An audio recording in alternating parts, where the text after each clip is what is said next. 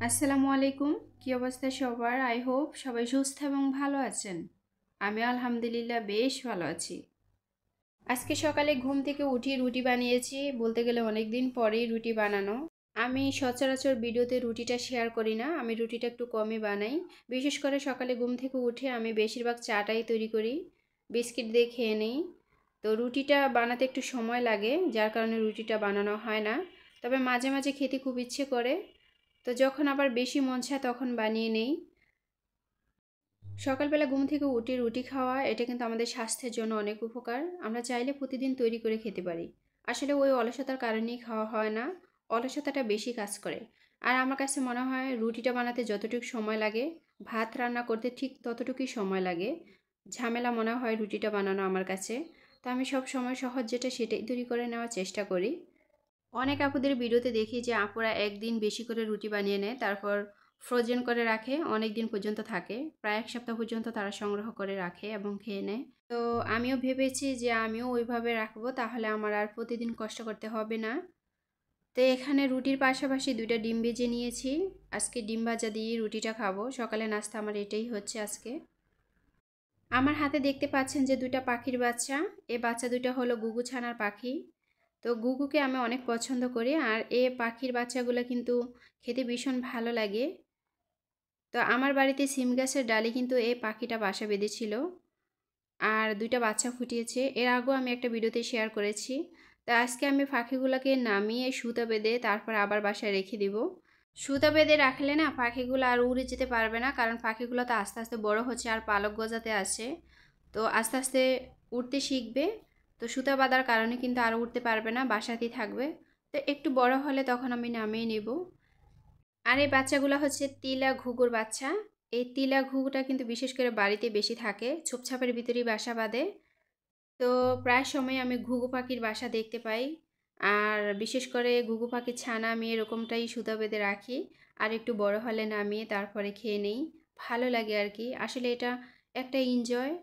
তো গ্রামে থাকলে কিন্তু এই পরিবেশটা আসলেই পাওয়া যায়, শহরে না। তো এগুলাকে সুতা বেঁধে আবার আমি বাসায় রেখে দিয়েছি, কারণ বাসায় রাখলে ওরা ভালো থাকবে। ওর মা একটু পর পর এসে ওদেরকে খাবার খাইয়ে দিয়ে যায়, আর বাসাটা খুবই নিচে, আমি হাত দিয়ে ধরতে পারি। আর এই ঘুঘু পাখি প্রত্যেক বছরই আমার সিম গাছে বাসা বাঁধে। আমি প্রত্যেক বছর সিম গাছ লাগাই, আর সেখানে একটা দুইটা বাসা আমি প্রত্যেক বছরই দেখতে পাই। আর ওরা কিন্তু সুপসাপের ভিতরেই বাসা বাঁধে বেশি।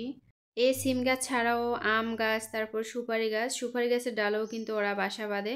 তো আলহামদুলিল্লাহ আমার গ্রামে বাড়ি থাকাতে আমি এটা কম বেশি সব সময় উপলব্ধি করতে পারি। ছোটোবেলায় কিন্তু এই পাখির জন্য অনেক কান্নাকাটি করতাম, আর পাখির পিছন পিছন সব সময় দৌড়াতাম, আর বাগানে ঘুরে ঘুরে সব সময় বাসা কোথায় আছে সেটাই কিন্তু দেখতাম। এখন আর কিন্তু সে সময়টা নাই, আর আমি চাইলেও সেই সময় ফিরে যেতে পারবো না। তবে সেই সময়টাকে কিন্তু খুব বেশি স্মরণ করি। আমার মনে হয় ছোটোবেলায় ভালো ছিলাম, যত দিন যায় ততই কিন্তু দায়িত্ব কাঁধে এসে বসে। তো কথা বলতে বলতে অনেক কথাই বলে ফেলেছি। আর পাখিগুলো মাশাআল্লাহ বাসার ভিতরে খুব সুন্দরভাবে বসে আছে। ওরা আসলে ওদের স্থানে ভালো থাকে, আমরা যতই ওদেরকে ভালো রাখার চেষ্টা করি না কেন ওরা কখনই আমাদের কাছে ভালো থাকে না। এর আগেও আমি এরকম পাখির বাচ্চা নামিয়ে তারপর নিজের হাতে খাবার খাইয়ে পালন করেছিলাম। আসলে বাসাতে থাকলে যেরকমটা পরিপূর্ণ হয় আমাদের কাছে কিন্তু ওরকমটা হয় না। তো এখন সব সময় সুতা বেঁধে রাখি, তখন বড় হলেই নামিয়ে নেই। আর এইদিকে দুপুরের রান্নার প্রিপারেশনে যাচ্ছি। এখানে লাউ কেটে নিয়েছিলাম, সাথে দুইটা আলু কেটে নিয়েছিলাম, আর সেই সাথে নিয়েছি মুরগির মাংস। মুরগির মাংস দিয়ে লাউ দিয়ে রান্না করব। আর আলুটা কিন্তু আমার বাচ্চা ভীষণ পছন্দ করে, যে কোনো খাবারের সাথে আলু দিতে হয়। তো এই কারণে দুইটা আলু দেওয়া আর কি।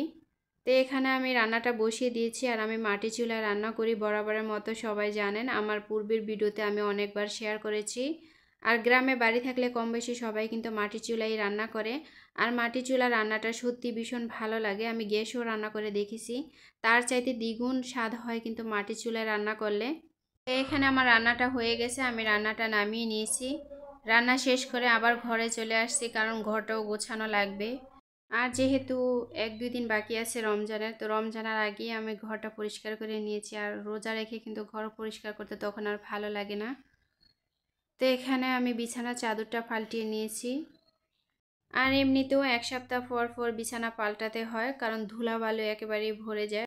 আর রাস্তার পাশে বাড়ি থাকলে তো কথাই নেই, কোত্থেকে ধুলা আসে আল্লাহই ভালো জানে, কারণ ধুলা কখনোই সরাতে পারি না। তো আজকের মতো এখান থেকে বিদায় নিতেছি, সবাই ভালো থাকবেন। আসসালামু আলাইকুম, আল্লাহ হাফেজ।